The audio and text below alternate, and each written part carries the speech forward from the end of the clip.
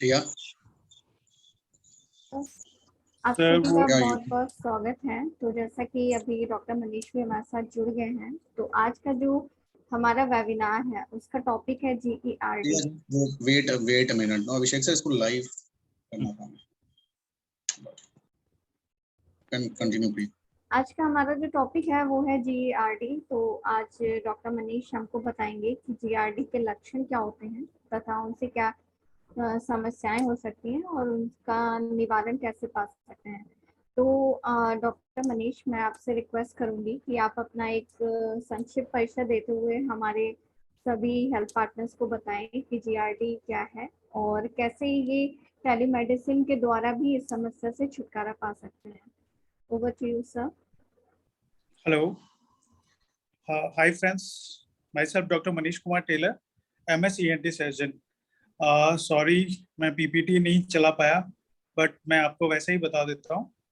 Hello sir, Priya will share the PPT sir.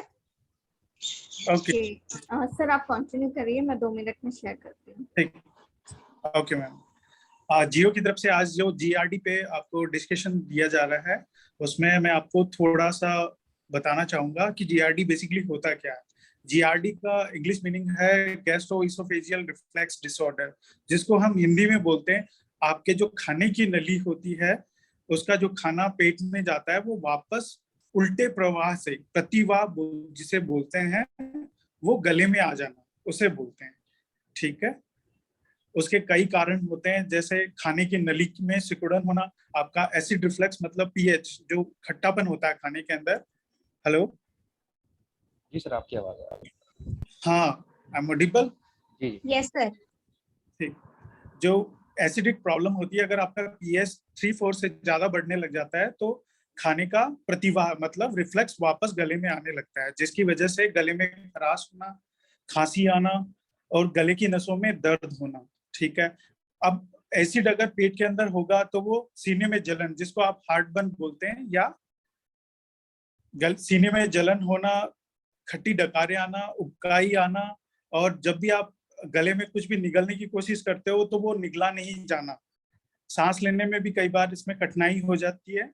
ये acid reflex होता है। इसी का दूसरा नाम होता है LPR, लेरिंगोफेरिंजियल रिफ्लेक्स। वो जब ये कड़वा पानी या खट्टा पानी गले में आता है, हेलो, तो जिसकी वजह से ये गले की नसों की सिकुड़न होती है, कई बार गला चौक हो जाता है कुछ सेकंड्स के लिए, उसको LPR बोला जाता है। Hello Yes sir, you are audible sir. हाँ, जैसे कि आपने स्लाइड्स चला दी है, ठीक है, तो अपन इन्हीं के थ्रू चल लेते हैं। हेलो जी सर, बिल्कुल। जैसे मैंने आपको अभी बताया, गैस्ट्रोइसोफेजियल रिफ्लेक्स डिसऑर्डर में होता क्या है कि जिसमें पेट में उत्पन्न एसिड, जिसको आप पचाने का तत्व बोलते हो, और पेट में मौजूद तत्व जो भोजन नली में वापस आ जाते हैं, इसके कारण भोजन की नली की अंदरूनी सतह के अंदर जलन होती है। एसिड ज्यादा होगा तो वहां पे घाव बन जाएंगे, छाले, जिनको जब भी आप कुछ खाओगे तो पेट के अंदर जलन होगी। और अभी मॉडर्न जो लाइफस्टाइल चल रही है जिसमें अपन फास्ट फूड वगैरह बाहर की चीजें ज्यादा खाते हैं, जिसकी वजह से ये ज्यादा उत्पन्न हो रही है। स्मोकिंग, अल्कोहल और कई टाइप की ड्रग्स होती है या एक्सेसिव मेडिकेशन है, उनकी वजह से भी अभी ये प्रॉब्लम्स ज्यादा बढ़ी है। जो कैल्शियम डिपेंडेंट टेबलेट्स खाते हैं, जैसे कि हाइपरटेंसिव ड्रग्स आती है, कुछ कुछ कैल्शियम की मेडिकेशन होती है, जिसकी वजह से भी आपके ये एसिडिटी की प्रॉब्लम बढ़ती जा रही है। Next slide please. मुख्य लक्षण बताए हैं जिसमें आपको छाती में दर्द होना, गले में दर्द होना, सीने में जलन होना, मुंह का स्वाद खट्टा हो जाना, सूखी खांसी होना, मसूड़ों में सूजन आ जाना, सांस में बदबू आना, दांतों के अंदर दर्द होना, कैविटी बन जाना, निगलने में कठिनाई होना और आवाज बैठ जाना। कई बार जब कड़वा पानी गले में आता है तो उसकी वजह से कुछ समय के लिए आपकी आवाज बैठ जाती है, खराश जैसी उत्पन्न हो जाती है। उसको पानी पीने से थोड़ा ठीक किया जा सकता है, पर कंप्लीट ठीक करने के लिए आपको एसिड रिफ्लक्स को कम करने की मेडिसिन लेनी होती है। और भोजन या खट्टे तरल का उल्टी के साथ में बाहर आना, ये जो कड़वा पानी एसिड होता है, कई बार पूरा ही रिफ्लेक्स गले में आ जाता है, तो उल्टी के रूप में बाहर आता है ये। Next slide please. Hello hello. Yes, sir. Yes, sir. हाँ, अब कारण जो बताए हैं, मैंने आपको पहले ही बताया कि अपनी लाइफस्टाइल अभी आजकल काफी चेंज हो गई है, जिसमें लोग अपने आप को मॉडर्न शो करने के लिए स्मोकिंग, सिगरेट, बीड़ी, अल्कोहल, कई चीज।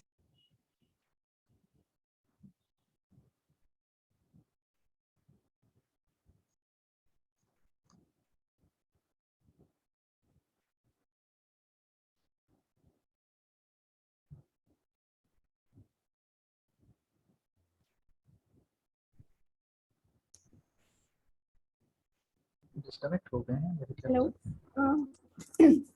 डॉक्टर मनीष, आपकी आवाज नहीं आ रही है। डॉक्टर मनीष डिस्कनेक्ट हो गए, फिर वापस रिज्वाइन करें। डॉक्टर He's साहब का कुछ connecting. He's connecting.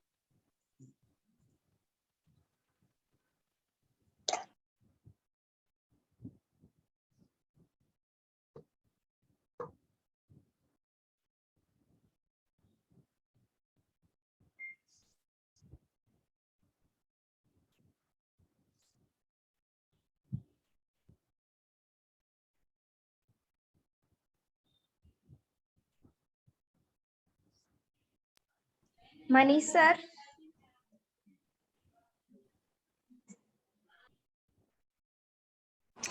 हेलो।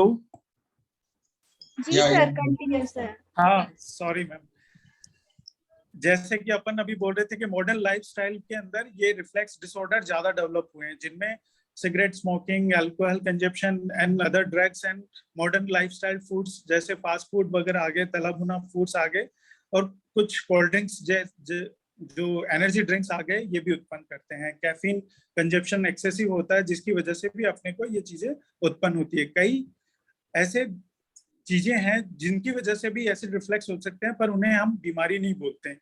जैसे इस प्रेगनेंसी होती है, प्रेगनेंसी के लास्ट 6-7-8 मंथ के अंदर भी इसोफेजियल रिफ्लेक्स डिसऑर्डर हो जाता है, क्योंकि बच्चे का दबाव जो खाने की नली पे बनता है, स्टमक पे बनता है, जिसकी वजह से भी ये उत्पन्न हो जाता है। साथ में जो लोग मोटे होते हैं, उनके भी लोअर इसोफेजियल स्फिंक्टर, जो खाने की नली का निचला हिस्सा होता है, उसकी स्फिंक्टर जो होती है, वो खाने को पूरा स्टमक मतलब पेट के निचले हिस्से में रोक पाने में असमर्थ होती है, जिसकी वजह से भी खाना ऊपर आने लगता है मोटे लोगों के अंदर। और जिनकी फिजिकल एक्टिविटी काफी कम होती है, सेडेंटरी लाइफस्टाइल जीते हैं, उनके अंदर भी ये चीजें पाई जाती हैं। Hello, I am audible? Hello. Yes sir, you're yes audible. Sir. हाँ yes please sir. Next slide.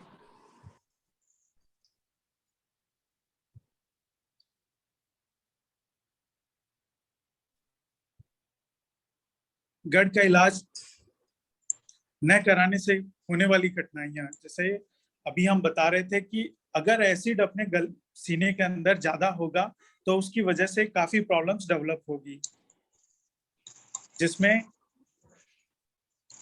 एक तो अगर बार बार छाले होते रहेंगे लोअर एंड पे खाने की निचली, हेलो, लोअर एंड पे अगर बार बार छाले होते रहेंगे, तो खाने की नली की इंफेक्शन होना, जिसे इसोफेजाइटिस बोलते हैं।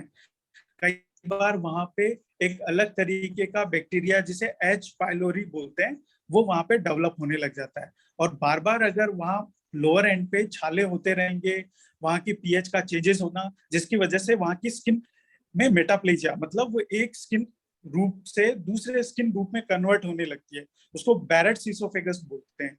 वो एक कैंसर का कारण बन सकती है। बैरेट्स इसोफेगस होना नॉर्मली ये नहीं है कि कैंसर हो गया, बट वो एक पैटर्न होता है जिसके अंदर कैंसर में चेंजेस होने के चांसेस बढ़ जाते हैं। अगर बार बार आपको हार्ट बर्न, ये खट्टी डकारें आती रहती है, जिससे आदमी को सांस लेने में भी दिक्कत उत्पन्न हो जाती है।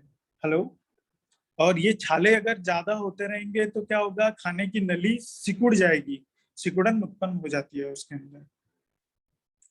Hello. Yes sir, you're audible. Yes, sir, Audible वाले हैं आप। हाँ नेक्स्ट स्लाइड प्लीज। अब जीआरडी का इलाज, जीआरडी का इलाज सबसे पहले अपन लाइफस्टाइल मॉडिफिकेशन पे जाते हैं। तो उसके अंदर सबसे पहले अपने को अपने खान पान को चेंज करना चाहिए और थोड़ी फिजिकल एक्टिविटीज अपने को बढ़ानी चाहिए, जिससे ये इसोफेजियल मोटिलिटी थोड़ी कम हो और साथ में आपका वेट कंट्रोल होगा, जिससे एसिड रिफ्लक्स ज्यादा नहीं होगा। मेडिकल वे में अपन जाते हैं तो प्रोटॉन पंप इनहिबिटर्स आते हैं, जैसे आप ओमेप्रोजोल, पेंटाप्रोजोल, राबिप्रोजोल, और H2 ब्लॉकर्स आती है जिसमें रेंटेक डी, रेनिटिडीन, फॉर्मिटिडीन, और कुछ एंटासिड सिरप्स आते हैं, एल्यूमिनियम हाइड्रोक्साइड और मैग्नीशियम हाइड्रोक्साइड, स्मेथिकोन जैसे सिरप्स आते हैं, वो यूज किए जाते हैं इस एसिड रिफ्लेक्स को कम करने के लिए। हेलो, कुछ बैक्लोफेन जैसी टैबलेट्स आती है, वो लोअर इसोफेजियल स्फिंक्टर्स की टोन को इंक्रीज करने के रूप में काम करती है, तो बैक्लोफेन टैबलेट भी दी जाती है कुछ बार। हेलो, अगर आपको सीने में दर्द तेज होने लग जाता है, साथ में अन्य लक्षण महसूस होते हैं जैसे सांस लेने में तकलीफ होना, जबड़े में दर्द होना, साथ में इन चीजों के लिए आपको एक बार डॉक्टर को दिखाने की जरूरत होती है। कई बार इसमें अपन मिसलीड कर जाते हैं, हार्ट अटैक और हार्ट बर्न सिमिलर सी चीजें होती है। अगर लेफ्ट साइड में ज्यादा हो रहा है तो अपने को डॉक्टर से एक बार कंसल्ट करना चाहिए। और ये एसिड रिफ्लेक्स अगर बार बार आपको हो रहा है तो खाने की नली में छाले होने की वजह से सिकुड़न पैदा हो जाती है, वो परमानेंट हो जाती है, तो इससे बचने के लिए अपने को प्रायर डॉक्टर्स को एक बार दिखाना चाहिए। हेलो जी जी सर, ठीक है। अभी जैसा ही मैंने पहले बताया आपको कि अपने को लाइफस्टाइल मॉडिफिकेशन करना चाहिए, जिसमें मैम ने भी अभी बताया स्वस्थ वजन बनाए रखे, एक फिक्स जो हाइट और वेट के अकॉर्डिंग जो अपना वजन होना चाहिए वो फिक्स होना चाहिए। धूम्रपान, अल्कोहल जैसी चीजों से दूरी बना के रखना चाहिए। सोने से पहले मतलब काफी 1-2 घंटे पहले अपने को खाना खा लेना चाहिए, थोड़ा वॉक करना चाहिए खाने के बाद में, और खाने को भी अच्छी तरीके से चबा चबा के खाना चाहिए। गरिष्ठ भोजन रात को नहीं लेना चाहिए। हेलो, अब ये स्लाइड में अपने को बताया गया है कि अपने को क्या नहीं खाना चाहिए, क्या खाना चाहिए। इसमें मिल्क जो है अगर कोल्ड होता है तो बेटर होता है, एक मॉर्निंग टाइम में लिया जाए तो अच्छा रहता है। और बाकी ठीक है, सब अच्छा दिया हुआ है, आपको बेटर है ये सब चीजें लेनी चाहिए जो एसिड रिफ्लेक्स को कम करती है। प्लेंटी ऑफ वाटर आप लेने से एसिड पीएच कंट्रोल रहती है। जिंजर अगर अपन लेते हैं तो वो भी इसोफेजाइटिस फीचर्स को कम करने के लिए एंटीबायोटिक प्रॉपर्टी रखती है, वो बेटर करती है। कुछ वेजिटेबल्स होती है जो अपनी पीएच को कंट्रोल करने में हेल्प करती है। साथ में कुछ फ्रूट्स भी ऐसे होते हैं जो नॉन सिट्रस फ्रूट होते हैं, जिनमें खट्टापन कुछ कम होता है, वो भी पीएच बैलेंस के में अंदर हेल्प करते हैं। ब्राउन राइस, अपने को बचना चाहिए एनर्जी ड्रिंक से बचना चाहिए, अल्कोहल, कैफीन और सिगरेट स्मोकिंग और वसा युक्त फूड्स, मीट वगैरह जिनके अंदर। ठीक है, हेलो यस सर, ठीक है।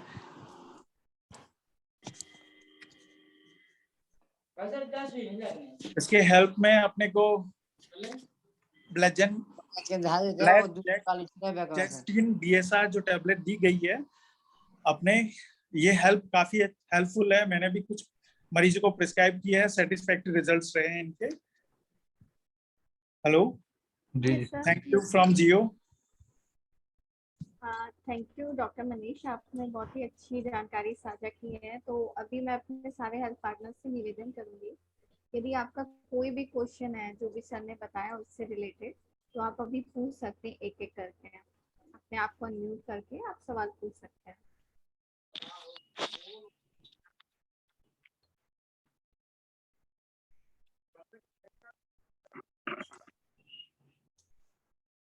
Hello sir. जी सर बताइए। मेरा सवाल ये था, जैसे कि पेट में छाले हो जाते हैं सर। जी सर, उस समय कौन सा मेडिसिन माने कि प्रोवाइड कर सकते हैं, ज्यादा फायदेमंद होगा माने कि पेट में, सॉरी मैं समझा नहीं, आप पेट में छाले हो जाते हैं उस समय मेडिसिन कौन सी देनी चाहिए? जी सर। अपने को सबसे पहले उनका वेट कम कराने के लिए उनको बोलना चाहिए, जो उनके एडिक्शंस है उनको कंट्रोल करना चाहिए। साथ में एक PPI, पेंटाप्रोजोल इनहिबिटर्स जैसे ब्लेजेस्टीन DSR जो इनकी सर की टैबलेट है, ठीक है। ऐसी और कोई भी एंटासिड सिरप जैसे एल्यूमिनियम हाइड्रोक्साइड और मैग्नीशियम हाइड्रोक्साइड, स्मिथिकोन के सिरप्स आते हैं, वो अपने को ऐड करनी चाहिए। और अगर उनको साथ में छालों के साथ में रिफ्लक्स मतलब गले तक खट्टा पानी आ रहा है तो बैक्लोफेन जैसी टेबलेट्स भी यूज करनी चाहिए। अगर अपन कंटिन्यू उनको 15 डेज 21 डेज के लिए एक बार यूज करते हैं, साथ में पेशेंट लाइफस्टाइल मॉडिफिकेशंस फीचर्स भी यूज करता रहता है, तो एसिड रिफ्लेक्स भी कम होता है। जब एसिड रिफ्लेक्स कम होगा तभी वो छाले हील हो पाएंगे। जी जी, ठीक है, थैंक यू सर। ओके।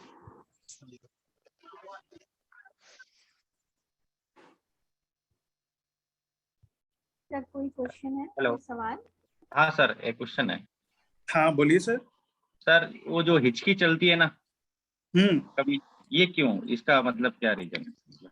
हिचकी बेसिकली क्या होती है कि अपने खाने और सांस लेने की नली जो होती है ना, उसके ऊपर ढक्कन एक ही होता है जिसको एपिग्लोटिस बोलते हैं अपन। हाँ, कई बार अपन स्पाइसी फूड खा लेते हैं तो वो स्टिमुलेट कर देती है एपिग्लोटिस को, जिसकी वजह से वो कभी सांस की नली पे बार बार इरिटेंट की वजह से ना तो प्रॉपर सांस की नली को क्लोज कर पाता है ना खाने की नली को क्लोज कर पाता है, जिसकी वजह से वो रिफ्लेक्स डिसऑर्डर टाइप बन जाता है। उस समय के लिए रिफ्लेक्स बन जाता है कि आपको कफ आता है। कई बार सेंट्रल सिस्टम से होती है जो ड्राइफ्राम, जो अपना पेट और सीने को अलग करने का एक चैम्बर बना होता है जिसे डायफ्राम बोलते हैं, उसके इरिटेशन की वजह से भी हिकअप्स, जिनको हिचकी बोलते हैं अपन, वो स्टार्ट होती है। उसमें बैक्लोफेन जैसी टेबलेट्स होती है वो यूज आती है। साथ में अगर फंक्शनल होते हैं कई लोग जिनको हिकअप्स आते हैं, उनके लिए रिहेबिलिटेशन थेरेपी जैसे 3 फिंगर माउथ में डाल के उनको बिठा देते हैं कुछ सेकंड्स के लिए। किसी का डाइवर्जन किया जाता है दिमाग का, जैसे आपको हिचकी आ रही है तो आप उसको कुछ ऐसी बात बोलोगे जिसकी वजह से उसका दिमाग एकदम से डाइवर्ट हो जाएगा, तो ये फंक्शनल हिचकी जो होती है वो उससे कंट्रोल हो जाती है। मेटोक्लोप्रोमाइड्स होती है जो टेबलेट्स, एमसीपी टेबलेट्स आती है ना, पेरिनोम, मेक्लोप्रोमाइड, ये टेबलेट्स दी जाती है जो आपके इसोफेजियल रिलेटेड, जो आपके एपिग्लोटिस की वजह से रिलेटेड होती है, उनको कंट्रोल करने के लिए, उनके इरिटेशन की वजह से जो हिकअप्स आ रहे हैं उनको कंट्रोल करने के लिए। तो हिकअप्स एक सर बड़ा मतलब सेगमेंट है जिसमें अपन कई जगह पे डिस्कस कर सकते हैं, फंक्शनल पे भी, अपर एयरवे भी और लोअर एयरवे वहां वाले रीजन पे भी, तो सब जगह की अलग अलग होती है। तो सबसे पहले अपने को फंक्शनल रूल आउट करो। फंक्शनल रूल आउट करते ही अगर उससे क्योर नहीं हो रहा तो बैक्लोफेन जैसी सेंट्रल दो, सेंट्रल से भी कवर नहीं होता तो साथ में एमसीपी टेबलेट ऐड करके दे दो। एक सर ये कभी कभी मैंने ये बहुत जनों को देखा, जैसे बुखार आ रहा है किसी को, ये अभी डेंगू वाला फीवर था तो उसमें बहुत जनों के हुआ, जैसे बुखार जैसे ही जाता है कंप्लीट हो जाता है, उसके बाद में हिचकी रोग स्टार्ट हो जाती है। बुखार की वजह से कई बार ये हो सकता है कि थ्रोट ड्राई हो गया हो, थ्रोट ड्राई हो गया हो, आपने उसको ड्राई थ्रोट में कुछ ड्राई मतलब मटेरियल खाने के लिए दे दिया हो, तो वो क्या हुआ, पूरा खाने की नली में पास नहीं हुआ, वो आपके अपर एंड पे ही रह गया हो, तो उसको क्लीन करने के लिए भी कई बार खांसी या हिकअप्स जैसे डेवलप हो जाता है। तो उनको सिप ऑफ वाटर कुछ समय के लिए एडवाइस करोगे तो हो सकता है 3-4 घंटे में रिलीफ मिल जाए उनको। क्योंकि ये बुखार के बाद में, जस्ट बुखार के बाद में भी ऐसा बहुत बुखार या आप कुछ भी ऐसा मतलब स्टर्नस वर्क करते हो जिसके अंदर आपको पसीना आया हो या आपका गला सूख गया हो, उसके बाद में हिकअप्स डेवलप हो सकते हैं। ठीक है, thank you. Good afternoon sir. हाँ सर बताइए। सर इसमें जो सुक्राल्फेट ऑक्सीटाकेन के नाम से जो सिरप आती है, तो सर इसका जीआरडी में कोई रोल होता है क्या? सॉरी मैं समझा नहीं सर। सर मैं कह रहा हूँ कि जो सुक्राल्फेट ऑक्सीटाकेन की कॉम्बिनेशन में जो सिरप आती है तो उसका जीआरडी में कोई रोल होता है? सर वो सब्सटेंट है जैसे एल्यूमिनियम हाइड्रोक्साइड और मैग्नीशियम हाइड्रोक्साइड, ये और स्मिथिकॉन जैसे सब्सटेंट है, ये वैसे ही एक केमिकल सब्सटेंट है जो यूज होता है आपके इसोफेजियल को, म्यूकोसा को स्मूथ बनाने के लिए। अंदर की जो लेयर होती है उसमें एक वाटर लेयर चलती है, म्यूकस लेयर चलती है जो छाले होने से रोकती है। अपना एसिड 4 की पीएच होती है। अगर गले के पेट वाला जो खाना पचाने का रस है उसकी एसिडिक पीएच मतलब 4 के अराउंड है, तो अगर आप उसको पेपर पे कहीं पे डालोगे तो वो उसको जला देगी। अब उस अंदर वाली जो पेट की सतह है वो इतनी चिकनी होती है, 3 या 4 लेयर की, प्रोटेक्टेड लेयर होती है उसके अंदर, वो उसको बचा के रखती है। कई बार छाले होने की वजह से वो अंदर की प्रोटेक्टिव लेयर्स ब्रीच हो जाती है, उसको वापस कवर करने में हेल्प करती है। जो आप सुप्राफिल ओ जेल बोल रहे हो ना, वो उसका रोल तो वापस उस म्यूकस लेयर को वापस बनाना होता है। तो वो वापस लेयर बना देगी तो क्या होगा, वो छाले इफेक्टिव नहीं रहेंगे, उनकी वजह से जो दर्द हो रहा था, जलन होती है, वो बंद हो जाएगी। और अगर वहां पे डायरेक्ट एसिड का कांटेक्ट हट गया तो वो छाला भी धीरे धीरे अंदर से हील होने लग जाएगा। Yes sir. समझ रहे हो आप मेरी बात? हेलो जी समझ गए सर। और मैंने इसका हेलो सर एक सिम्टम देखा है। हेलो हाँ सर, ऐसा है कि राइट हाइपोकॉन्ड्रियक रीजन में जो है, इसमें भारीपन और बैठने से जो पेन होता है, वो सर जीआरडी का ही सिम्टम होता है क्या? क्योंकि बाकी राइट चीजें साइड जैसे में सर हमने देखो, ईएसजी करवा लिया, उसमें पता चला जीआरडी इसकी एक कोई दिक्कत छोटा नहीं। सेगमेंट नहीं। जीआरडी जैसे मैंने अभी आपको एक्सप्लेन किया, ये कॉमन सिम्टम्स है, पर जीआरडी के कई और Yes, sir. फीचर्स होते हैं, जैसे खाने की नली और स्टमक, जो अपना पेट होता है, वो एक पर्टिकुलर एंगल पे होता है। Yes, sir. कई बार जो डायफ्राम में से जब निकलता है तो वो एंगल ना बना के खाने का जो पार्ट नीचे वाला स्टमक एरिया होता है, जो बाहर सीने के अंदर रह जाता है, Yes, sir. उसको फिर उसके भी सर्जिकल प्रोसीजर होती है, एंडोस्कोपिक लेप्रोटोमी, मायोटोमी बोलते हैं जिसको, वो Yes, sir. वापस उसको नीचे सेट करते हैं अपने एंगल से, एक पर्टिकुलर एंगल बना के उसको डायफ्राम में से नीचे सेट करते हैं। तो अपन ने जो डिस्कस किया वो कॉमन चीजें डिस्कस की है। आप जो पूछना चाह रहे हो वो हायर सेगमेंट है सर, जिसके अंदर अपन सर्जिकल प्रोसेस करते हैं, जहां पे अपने को नीड्स होती है कि हाँ मेडिकल मैनेजमेंट फेल हो गया, अब फेल होने के रीजंस क्या रहे। मनीष सर, वो एक फेल होने के, जी सर बताइए। जी मैं ये कह रहा था कि एक ऐसे मरीज जो कि उनको जो है बार बार कुछ खाने के वजह से वोमिटिंग होता है, टेंडेंसी हमेशा लगा रहता है, बट लेकिन हाँ। ऐसा होता नहीं है, और हमेशा पेट में एब्डोमेन माइल्ड पेन रहता है, और कुछ भी खाना खाने के वजह से उन्हें लगता है कि वोमिटिंग हो जाएगा, लेकिन वोमिटिंग होता नहीं है। सो उसके लिए सर क्या किया जाए? जैसे कि कुछ मेडिसिन डॉक्टर अमित प्रकाश गैस्ट्रोलॉजी एलडी सेट मेडिसिन दे रहे हैं, लेकिन उसे जरा जरा लाभ मिल रहा है, लेकिन और कुछ लाभ नहीं मिल पा रहा है पेशेंट को।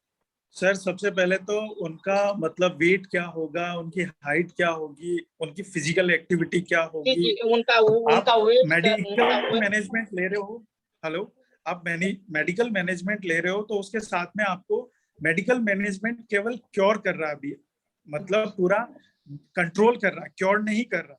अच्छा। क्योर कराने के लिए आपको एसिड बनने को रोकना है साथ में। अच्छा। उसके लिए आपको जो चीजें जिसकी वजह से एसिड बार बार बन रहा है उसको कंट्रोल करने की जरूरत होती है। तो उनके वो कौन सी चीजें हैं वो काउंसलिंग से ही पता कर पाते हैं अपन कि किन रीजन की वजह से उनको एसिड ज्यादा बन रहा है।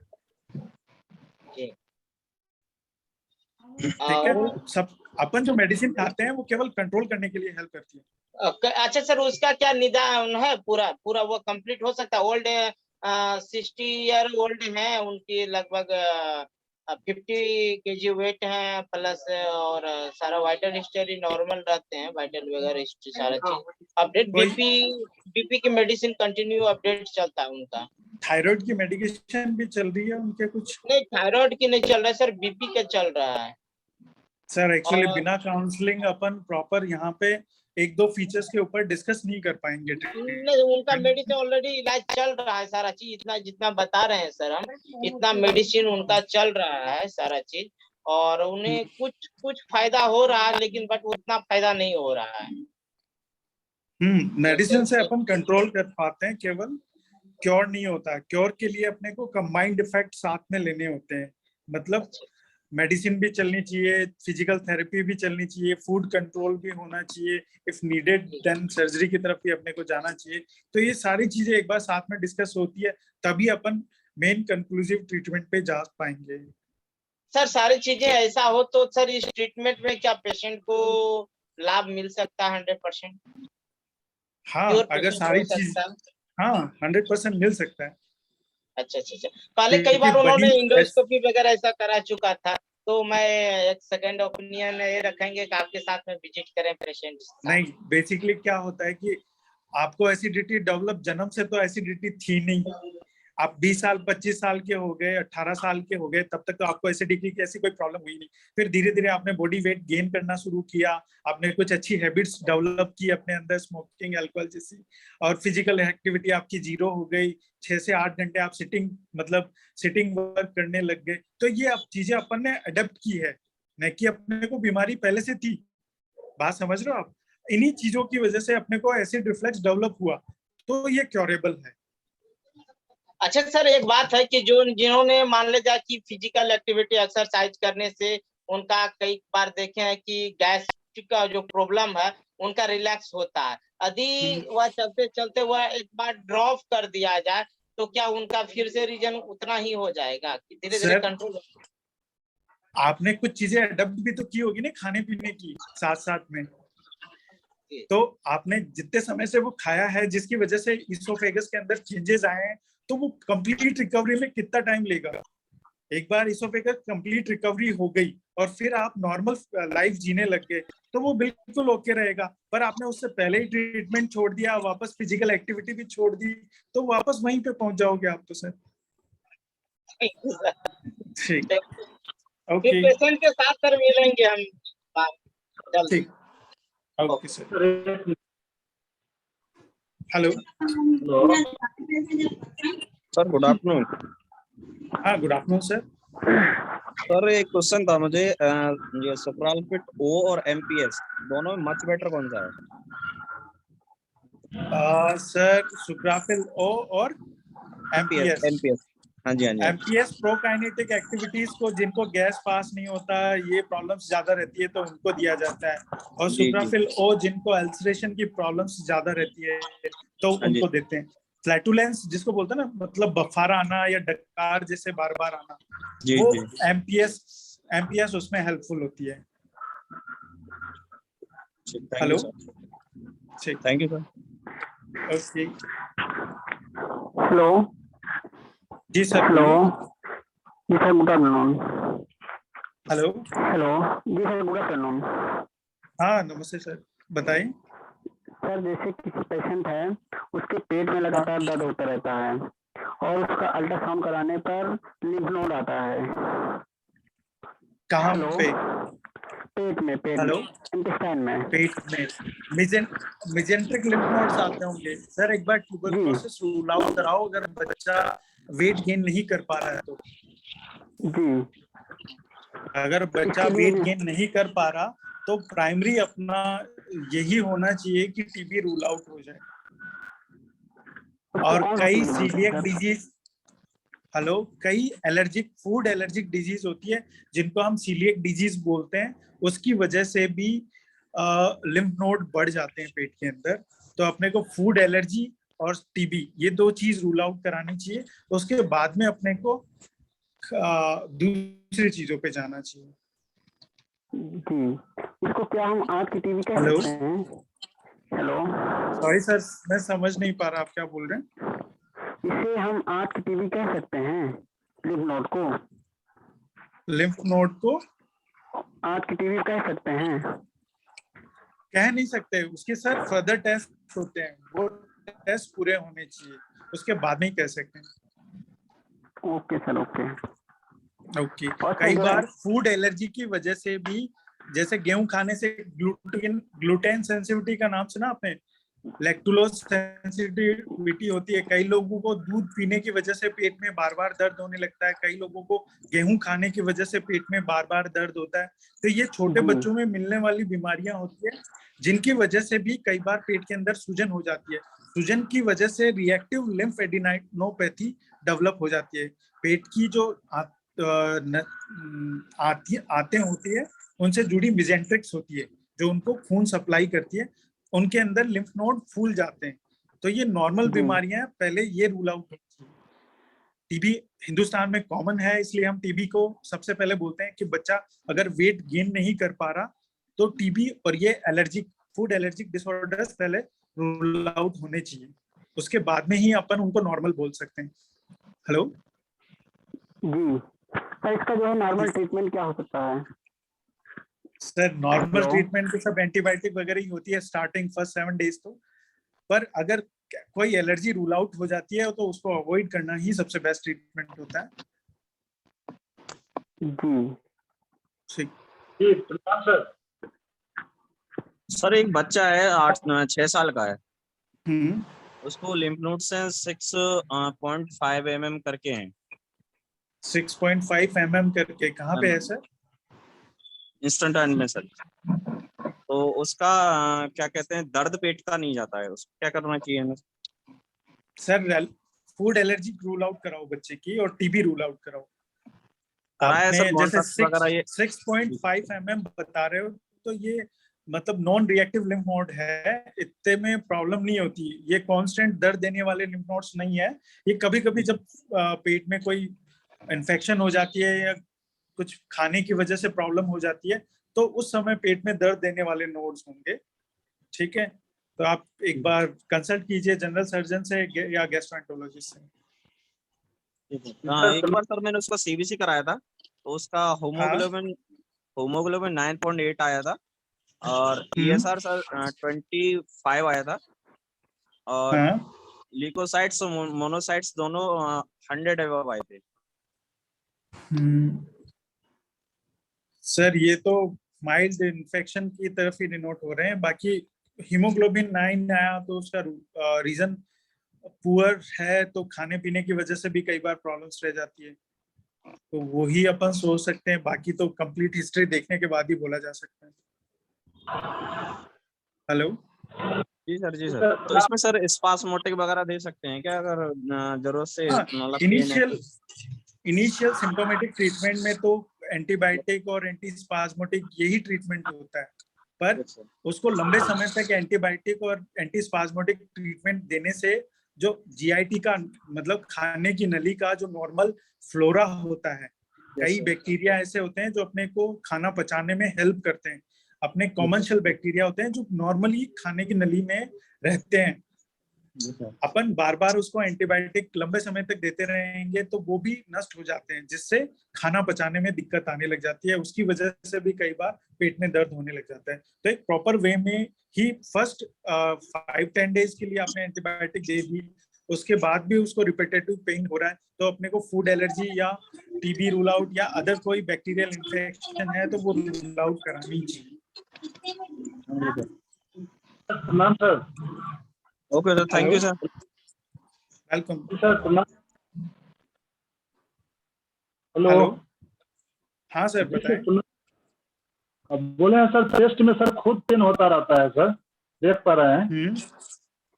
और ये सर गैस अधिक बनने पर सर चेस्ट में पेन होता है, तो क्या सर इसमें किया जाए? पेट में दर्द होता है मतलब सीने में दर्द होने लग जाता है आपको गैस बनने से? गैस अधिक बनने पर, और कब्जियत भी रेगुलर रहता है। आप सबसे पहले अपनी कॉन्स्टिपेशन की प्रॉब्लम को सॉल्व कर लो, तो हो सकता है आपकी गैस भी कवर हो जाए। तो आप एंटासिड लेने के बजाय आपको स्टूल पास होने की मेडिकेशंस लो, जिसमें आपके पानी पीने की आदत डालो, खाने में सलाद वेजिटेबल्स जैसी चीजें होती है वो डालो। ठीक है, पानी अगर आप खूब पियोगे, वेजिटेबल्स आप खूब खाओगे तो बेटर है कि आपका स्टूल थोड़ा सा लैक्स बनेगा तो जल्दी पास हो जाएगा। और इनिशियल हेल्प के लिए आप कोई भी लग्जेटिव टैबलेट्स वगैरह ले सकते हो इनिशियली, और या आयुर्वेदिक चूर्ण वगैरह आपको प्रेफर करते हो तो वो ले लो। तो अगर क्लीनिंग प्रॉपर्टी प्रॉपर हो पाएगी तो हो सकता है कि गैस आपकी रिजॉल्व हो जाए। उसके बाद में भी नहीं होता है तो फिर हम पीपीआई ऐड करेंगे, आपके पेंटाप्रोजोल वगैरह जैसे टैबलेट्स ऐड करेंगे। हेलो, कौन सा चूर्ण लिया जाए सर? जैसे कैम चूर्ण लेते हैं ना? हाँ, गर्मी कैम चूर्ण लेने के बाद गर्मी हो जाता है सर, मतलब 2-4 बार जाना पड़ता है लेटिंग करने के। सॉरी सर, क्लियर नहीं आ रही है आपकी आवाज, वापस एक बार रिपीट करेंगे? बोले सर जैसे कैम चूर्ण वगैरह लेते हैं ना कब्ज के लिए, तो गर्मी की तरह हो जाता है, मतलब खाना क्लियर नहीं होता है और गर्मी की तरह होता है, 2-4 बार 10 बार जाना पड़ता है पहले। जैसे कोई चुन तो लेते हैं सर एक बार मैंने आपको बोला पहले तो आप अपनी पानी की हैबिट्स को सही करो। आप पानी कम पीते होंगे और खाने में एक बार वेजिटेबल्स जैसे सलाद होती है ना, सलाद को यूज करना शुरू करो। 10-15 दिन इनके ऊपर चल के देखो, फिर आप बताना कि उतना ही कॉन्स्टिपेशन रहता है कि नहीं रहता है। आप इनिशियल डे फर्स्ट पे ही स्टार्टिंग में ही मेडिसिन यूज करने लग जाओगे, आपने सिरप पी लिया 30 ml से ज्यादा, तो हो सकता है डायरिया, मतलब एक बार ज्यादा स्टूल पास हो गया गैस्ट्रिक मोटिलिटी बढ़ने की वजह से। हेलो जी सर ठीक है सर। Hello hello. हाँ सर बताएं। जी सर, पेट के लिए जो सिप्लाटिन टैबलेट आता है, इसका क्या रोल होता है? हेलो सॉरी सर, आपकी आवाज क्लियर नहीं आ रही। हाँ हेलो, सर। अब जा रही है? अब जा रही है सर? हेलो। हाँ सर। अब जा रही है कि नहीं जा रही सर? अब वॉइस मेरी जा रही है सर क्लियर? हाँ सर, आवाज नहीं आ रही क्लियर। अब जाने लगी सर? हेलो। हाँ सर बोलिए। हम ये कह रहे हैं, जो सिप्लाटिन टैबलेट होता है पेट के लिए, पेट में इसका क्या रोल होता है सर? सिप्लाडिन? हाँ सिप्लाडिन, सिप्रोहेप्टाडिन। साइप्रोहेप्टाडिन? जी जी। साइप्रोहेप्टाडिन या सिप्लाडिन? सर साइप्रोहेप्टाडिन तो एक एपेटाइजर मतलब एपेटाइजर ड्रग होती है जो भूख बढ़ाने में हेल्प करती है। वो उसका साइड इफेक्ट है साइप्रोहेप्टाडिन का। वो साइड इफेक्ट ही मतलब हेल्प करता है कि आपकी एपेटाइज को बढ़ाने के अंदर। तो उसका रोल क्या है फिर? वो सर जैसे H2 एंटागोनिस्ट होती है ना, जो एलर्जी के रूप में काम में ली जाने वाली ड्रग्स होती है, उनका प्रारूप होती है। तो उसका जो साइड इफेक्ट है वो यहाँ ट्रीटमेंट के रूप में यूज लिया जाता है। तो उससे वेट भी इंक्रीज होता है क्या? हाँ, वो आपके खाने की कैपेसिटी को बढ़ाता है, एपेटाइज को बढ़ा रहा है, भूख लगने की क्षमता को। अगर भूख लगने की क्षमता बढ़ेगी तो खाना आप खूब खाओगे तो खूब जमा होगा तो वेट गेन होगा आपका। और सर जैसे उसको छोड़ देते फिर वेट लॉस होना शुरू हो जाता है। सर आपकी आवाज गूंज रही है। हेलो। हम ये कह रहे हैं जैसे उसको छोड़ते हैं वेट लॉस होना फिर स्टार्ट हो जाता है, ऐसा क्यों सर? नहीं, ऐसा नहीं होता है सर, उसको छोड़ने से वेट लॉस नहीं होता है। ये तो अपने मन के धारणाएं होती है कि अपन छोड़ देते हैं। वो तो एक type of anti allergic drug है जो छींकों के लिए अपन काम में लेते हैं। तो वो वहां पे अपन उसका साइड इफेक्ट यूज ले रहे हैं, न कि अपन उसकी प्रॉपर्टी यूज ले रहे हैं। जी ठीक है सर वन क्वेश्चन है। पिलाने से। हाँ हेलो सर, फिर सर इसको एलर्जी में भी यूज किया जा सकता है सिप्रोहेप्टाडिन सर? हाँ सर, आता ही है, एलर्जी में भी यूज आता है, साथ में एपेटाइजर भी वर्क भी कर देता है। तो दोनों जगह यूज हो जाता है। किसी एलर्जिक पर्सन अगर वेट कम है तो कई बार दे देते हैं, पर उसकी वजह से ड्राइनेस भी बढ़ जाती है। तो वो सर एक एलर्जी का पेशेंट आया था। सर एक एलर्जी का पेशेंट आया था, उसके एलर्जी इतनी ज्यादा हो गई थी कि उसकी जीभ तक में सर छाले पड़ गए थे, अंदर, बाहर नहीं, केवल अंदर थे छाले जीभ में, और सर नीचे जीभ के नीचे चारों तरफ पर पूरा माउथ में, और सर फैला के मुंह देखे तो काफी अंदर तक भी छाले उनके पड़े थे। तो सर उसमें पीपीआई वगैरह देने से कोई मतलब है सर? सर सबसे बड़ी बात तो ये आती है कि छाले कितने दिन से हुए हैं उनको, या कोई दवाई लेने से इमीडिएटली कुछ नहीं सर, कुछ नहीं, अचानक से। हाँ, रोजाना उनको बाहर छाले आते थे, बाहर से छाले आते थे, खुजली होते थे। उन्होंने कोई दर्द की या बुखार की कोई गोली खाई थी क्या?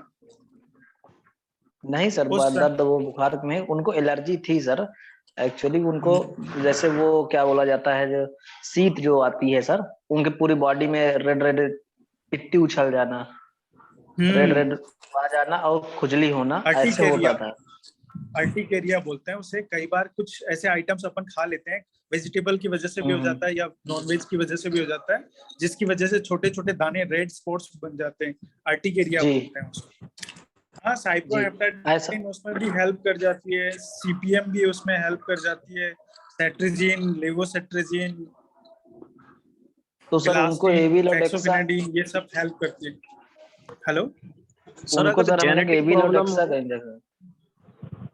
सॉरी सर, मिक्स आ रहा है साउंड। सर जेनेटिक उनको प्रॉब्लम है, एक जैसे कि फादर को भी है मदर को भी है, और 2 चाइल्ड हैं, एक मतलब बेबी है, मतलब ऐसा ही है करीबन 1.5 साल का, उसको भी है, और 8 साल की एक बेटी है, उनको भी है। तो ये क्या प्रॉब्लम हो सकती है सर? जेनेटिक मतलब किस बात की प्रॉब्लम है? सॉरी मैं सुन नहीं पाया। अल्सर का सर, अल्सर का। अल्सर का 15 दिन में मतलब वो ठीक होना है, और 15 दिन के बाद फिर वही रिपीट होना है, same condition sir. Same condition है। तो उनका white B12 blood- pure vegetarian हो आप? हाँ सर, वो प्योर वेजिटेरियन है सर। तो उनका B12 कराया था आपने? सर B12 तो नहीं कराया है। हीमोग्लोबिन, एक तो उनका हीमोग्लोबिन कराओ कि नॉर्मल सर। 10 के आसपास रहता है कि नहीं रहता है। सेकंड थिंग उनका B12 कराओ कि कहीं जी सर। क्रॉनिक डेफिशिएंसी चल रही हो। कई ऐसे विटामिन भी होते हैं जैसे B2B होता है, तो इनकी वजह से भी छाले repetitive. Micronutrient deficiency main cause होता है कि बार बार रिकरेंट स्टोमेटाइटिस होने का। जी सर। तो उनका मतलब सर जैसे बीकोसूल वगैरह उन्होंने खोल के मुंह में डाल लिया, या बीकोसूल खा लिया, या टेट्रासाइक्लिन खा लिया, या टेट्रासाइक्लिन उन्होंने मतलब खोल के मुंह में डाल लिया, तो सर वो ठीक हो जाते हैं उस टाइम पे, लेकिन सेम 15 दिन बाद वो रिपीट अगेन वही कंडीशन होती है सेम। सर वो तो कंप्लीट हिस्ट्री, उनकी फूड हैबिट्स भी लो एक बार साथ में, उनका कॉन्स्टिपेशन हिस्ट्री क्या है। कई लोग मतलब बात आयुर्वेद में बोला जाता है ना, बात पित्त कफ, अगर वो प्रॉपर चल रहे हैं कि नहीं चल रहे हैं, अगर खाने का प्रोसेस नॉर्मल है पर जाने का प्रोसेस नॉर्मल नहीं है, तो भी उनको स्टोमेटाइटिस मतलब मुंह में छाले होना एक नॉर्मल सी प्रॉब्लम रहती है उन लोगों को। तो क्रॉनिक कॉन्स्टिपेशन तो नहीं है कहीं फैमिली के अंदर, ये भी एक रीजन है। फूड में क्या क्या लेते हैं वो, ये भी देखने की चीज है। तो सर वो तो एक कंप्लीट वर्कअप वाला पेशेंट है कि आप एक बार उनको लाओ, बात करें अपन, उसके बाद में ही अपन डिसाइड कर पाएंगे। ठीक है सर, मैं देखता हूँ एक बार, मैं देखता हूँ sir. Good afternoon sir, one more question sir. Good afternoon sir. जी बोलिए सर।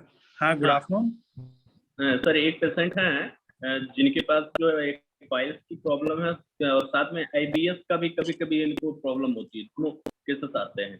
तो ऐसे कंडीशन में उनको कैसे क्या ट्रीटमेंट करना चाहिए?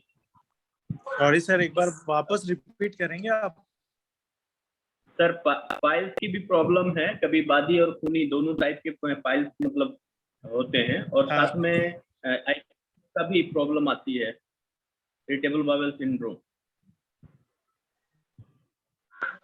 उनको पाइल्स की प्रॉब्लम है, साथ में क्या चीज है सर? कभी कभी IBS की शिकायत भी होती है। IBS की? जी। इरिटेबल बाउल सिंड्रोम की, ठीक है। वो कब से है इनको प्रॉब्लम? जी, कब से है इनको ये प्रॉब्लम? 10 साल से सर। 10 साल से है। तो अभी उनको प्रॉब्लम क्या आती है, मतलब ये पाइल्स? और कभी दवा लेते हैं वो तो कुछ दिन के लिए ठीक होता है, फिर रिपीट कर देता है, फिर दवा लेते हैं फिर रिपीट करता है। इस तरह से कंटिन्यूअस पिछले 10 सालों से वो पर्सन इस चीज में सफर। अगर IBS उनको डेवलप हो चुका है तो उसमें यही रहेगा कि बाउल हैबिट्स कभी ठीक रहेगी और कभी नहीं रहेगी। तो जिस समय ठीक रहेगी तब तक गला वगैरह सब चीजें ठीक रहेगी, और जब प्रॉब्लम देने लग जाता है, कुछ समय तो डायरिया जैसा निकलता है, कुछ नॉर्मल निकल जाता है, कई बार कुछ समय के लिए कॉन्स्टिपेशन हो जाता है। तो आपको सिचुएशन अकॉर्डिंग वर्क करना होगा, सिम्टोमेटिक ट्रीटमेंट देने होते हैं। परमानेंट कुछ ऐसा है सर कि जो क्या ऐसा चलाया जाए जिससे कंटिन्यूअस लंबा चलाने के बाद थेरेपी, कुछ ऐसी चीज है सर? सेंट्रल कोलिनर्जिक ड्रग्स आती है जो कई लोग देते हैं, बट वो लंबे समय तक नहीं दे सकते अपन। तो सिम्टोमेटिक मैनेजमेंट ही सबसे बेस्ट होता है कि इनिशियल जब तक अपन छोटी मोटी दवाई लेके ही काम चलाते रहे। इनमें तो स्पेल्स चलते रहते हैं उनके, कई दिन कॉन्स्टिपेशन रह रहा है तो कॉन्स्टिपेशन ही चले जा रहा है। सर रिफॉक्सिमिन का क्या रोल होगा?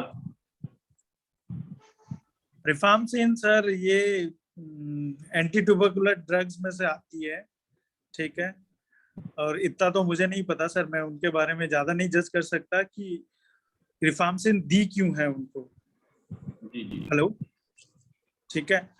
उसके साथ में भी कुछ IBS आपने बोल दिया, पर IBS के साथ में भी कुछ चीजें होंगी उनके लिए ही उन्होंने रिफार्मसिन दिया होगी। हेलो, तो एक बार आप उनका ट्रीटमेंट सेंड कर दीजिए, कुछ होगा तो मैं आंसर दे दूंगा उसमें। पर अभी मैं किसी के दिए हुए ट्रीटमेंट पे डायरेक्ट कमेंट नहीं कर सकता। जी जी, नहीं सर, क्या रिफैक्समिन का कुछ रोल होता है सर इसमें? आईबीएस में तो रिफैक्समिन का रोल है, लेकिन पाइल्स में क्या रिफैक्समिन का रोल है ऐसा? दोनों कंडीशन एक तरह से सर मैंने आपको क्या बोला, मैं डायरेक्ट किसी के दिए हुए ट्रीटमेंट पे कमेंट नहीं कर सकता जब तक मैं कंप्लीट ट्रीटमेंट फाइल नहीं पढ़ लेता, ट्रीटमेंट क्या चला है वो नहीं पढ़ लेता।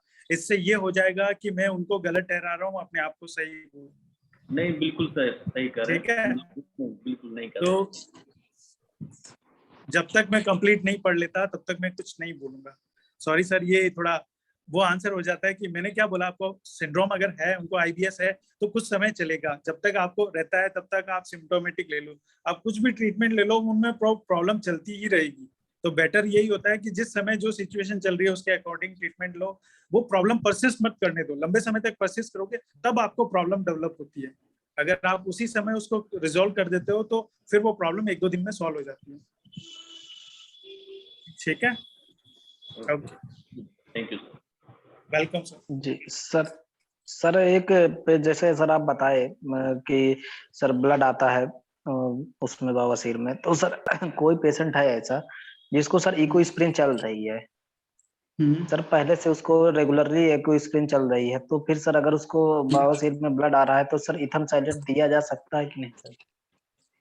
हाँ, इनिशियल तो आप दे सकते हो, स्टेट में डोज दे सकते हो, फर्स्ट 3 डेज के लिए दे सकते हो। पर ब्लड आ रहा है वो क्यों आ रहा है? क्योंकि वो पाइल्स जो होते हैं वो फूल गए, बड़े हो गए, ज्यादा फ्रिक्शन हो रहा है, तो स्टूल को आप लूज करने, साथ में स्टूल को लूज करने की टेबलेट्स दो। ठीक है, और कोई भी लोकल एप्लीकेंट लगाओ साइड पे जहां से वो स्टूल पास होके, अगर कॉन्स्टिपेशन रिवेल हो जाएगा, पासेस कंटिन्यू चलने लग जाएगा तो 2-3 दिन के अंदर ये प्रॉब्लम सॉल्व हो जाएगी। वैसे ही ब्लड को सुखाने से ज्यादा अच्छा है कि वो ब्लड जिस वजह से आ रहा है उसको रोकना ज्यादा बेटर होता है। जी हेलो, जी जी, तो इंस्टेंट 2-3 दिन के लिए आप इथामसाइलेट दे सकते हो, पर आपको साथ में जो मेन रीजन है जिसकी वजह से ब्लड आ रहा है उसको रिजॉल्व करना ज्यादा जरूरी है। तो कॉन्स्टिपेशन को कम करो, खाना जो स्टूल है उसको सॉफ्ट बनाओ, और जहाँ पे आपको दर्द ज्यादा होता है, मतलब स्टूल पास होने का जो रास्ता होता है, उस पे लोकल पेन किलर एप्लीकेंट लगाओ। ठीक है जी, ठीक,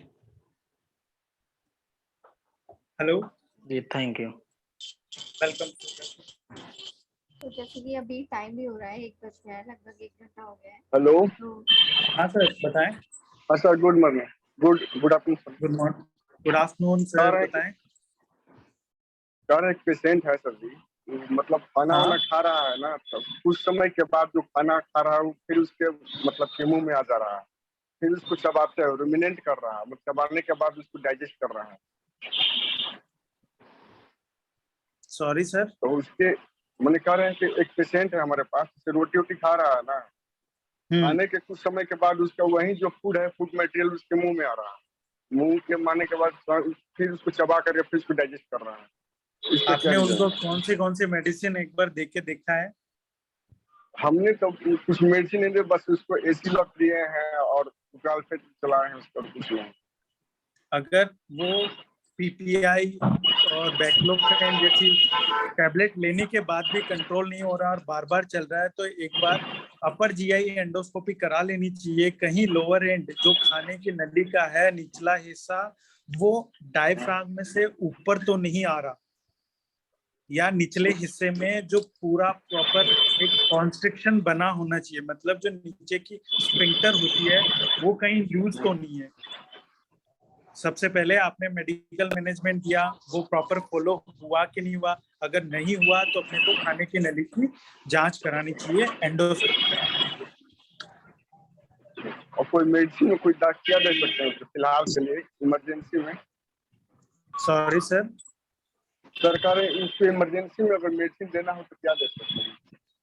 वही पेंटाप्रोजोल, जिसमें आप लिवोसल्फुराइड साथ में ऐड करके एक बार देख लो क्या रिजल्ट रहता है। लिवोसल्पुराइड।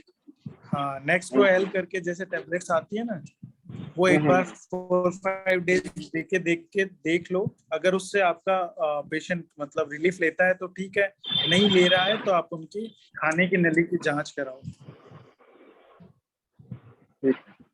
हेलो। सो आई थिंक प्रिया, इस मीटिंग में 1 घंटे हो गए हैं। हमारे जो भी हेल्थ पार्टनर, सर एक सेकंड, जो भी हेल्थ पार्टनर हमारे साथ जुड़े हुए हैं ना, उन लोगों को जो भी अभी और आपके सवाल हैं, तो डॉक्टर साहब हमारे पैनल पे हैं, आप सब वहां जाके भी उनसे बात कर सकते हैं, क्योंकि 1 घंटे हो गए हैं, सर के पास और पेशेंट्स भी हैं, ओपीडीज भी हैं। सो प्रिया, मैं चाहूंगा कि आप इसको यहीं पर भी रैप अप करें।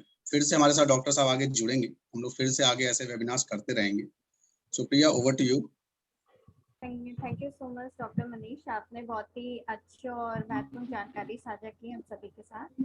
और जैसे कि हमारे सर ने भी बताया कि हमारी जो 3 मेडिसिन है, डेसिमेट, सेफिजम और ब्लेजेक्स्टीन, उनके काफ़ी अच्छे रिजल्ट्स भी आ रहे हैं। तो आपको इन दवाइयों को लेके कोई भी क्वेरी हो तो आप मुझे या फिर दीपक सर किसी को भी कॉल कर सकते हैं। और हमारे साथ जुड़ने के लिए बहुत बहुत धन्यवाद। और इसी के साथ यहाँ पे हम अपना ये वेबिनार समाप्त करते हैं। अभिषेक सर, आप वेबिनार यहीं पे। Thank you. Thank you sir. Thank you sir. Thank you everyone.